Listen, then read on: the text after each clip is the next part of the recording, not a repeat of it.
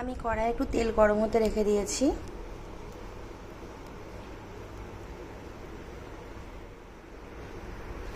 আমি কিন্তু এখানে সর্ষের তেল ব্যবহার করেছি, আপনারা চাইলে আপনাদের মন মতো যে কোনো তেল ব্যবহার করতে পারেন।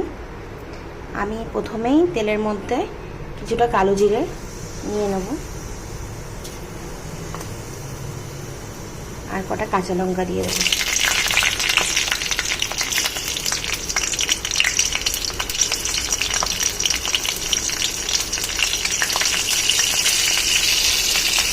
এরপর দিয়ে দেবো পেঁয়াজ,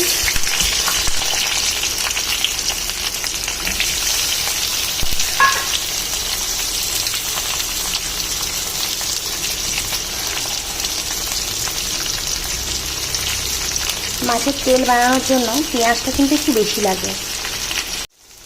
আমি কিন্তু এখানে বেশ বড় সাইজের 3টে পেঁয়াজ ইউজ করেছি। পেঁয়াজটা সামান্য নেড়ে ছেড়ে আমি এর মধ্যে আলু আর বেগুনটা দিয়ে দেবো।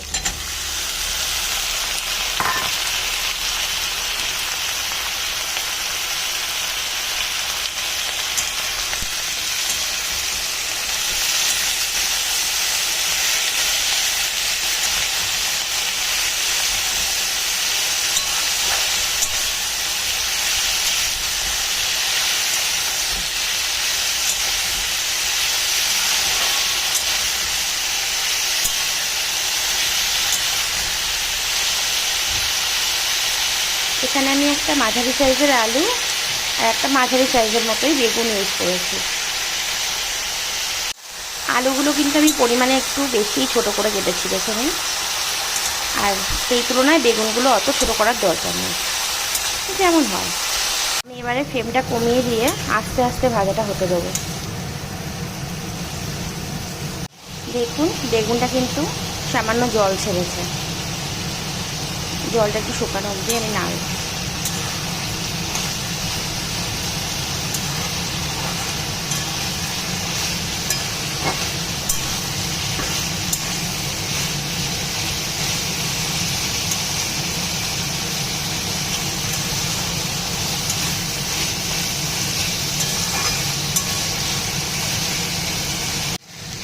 এরপরে আমি এর মধ্যে সামান্য নুন দিয়ে দেবো।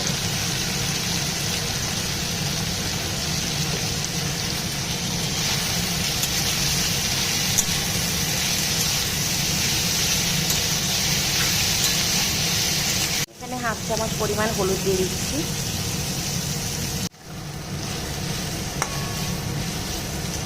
আমরা যেহেতু এখানে আলু ব্যবহার করেছি, সেই জন্য আলুটা একটু সিদ্ধ হওয়া অবধি আমাকে কিন্তু এটা নাড়তে হবে। না হলে শুধু বেগুন যদি ব্যবহার করতাম তাহলে কিন্তু বেশিক্ষণ নাড়তে হতো না। দেখুন আমার আলু ভাজাটা কিন্তু মোটামুটি হয়ে গেছে, বেগুনটা তো আগেই হয়ে গেছে, দেখিয়ে দিচ্ছি, দেখেছেন না? এবার আমি এটাকে নামিয়ে নেব। দেখুন আমি কিন্তু ভাজাটাকে নামিয়ে নিয়েছি।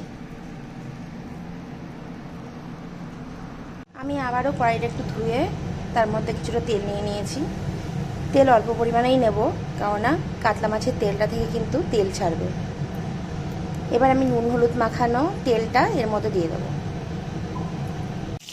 দেখুন আমি মাছের তেলটা কিন্তু দিয়ে দিয়েছি।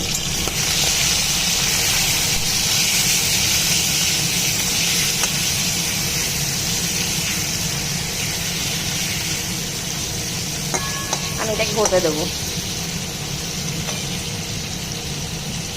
আমি কিন্তু নুন হলুদ মাখিয়ে রেখেছিলাম, তাও আমি এর মধ্যে সামান্য নুন আর হলুদ দিয়ে দেবো।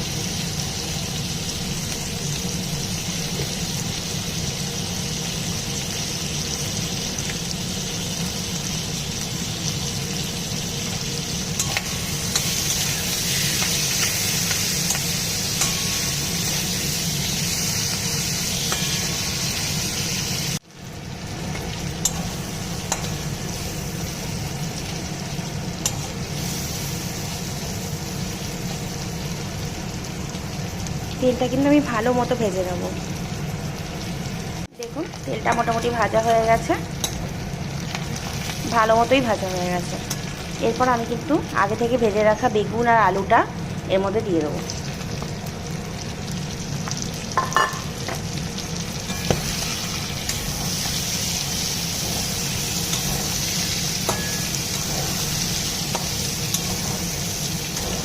দেখুন আমার ভাজাটা কিন্তু একদম তৈরি। এবার আমি এটাকে নামিয়ে নেব। দেখুন আমার মাছের তেল কিন্তু একদম রেডি।